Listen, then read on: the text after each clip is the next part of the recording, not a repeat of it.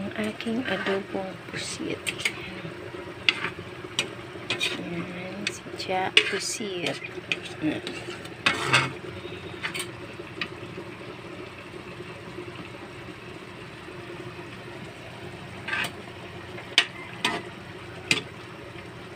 Yan, kanina ganyan siya kahaba. Ngayon, ganyan na lang. Yan. Paano kayo mag-adobo, no? Na hindi siya lumiliit.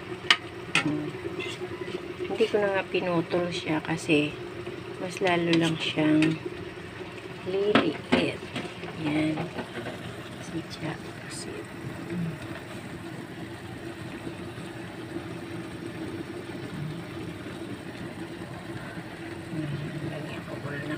Lalagyan ko siya.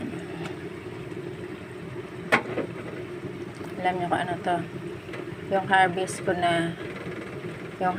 ko na okra sa paso. So, sinain ko. Kumukulo na rin. Kumukulo na rin ang aking sinain. Pag nagluluto ako ganyan, inaano ko siya para magpantay ang tubig. Ganyan iba kayo mga palangga magluto, mga palalabs. Ginaganyan ko yan pag nagluto. Back to pusit tayo. Yan. Pinatong ko na dito yung yung okra ko hinarbis dun sa aking paso. Sa aking harden. Yan. Yan. Pusit. Okay. Yan, luto na yan. Sidya pusit ko.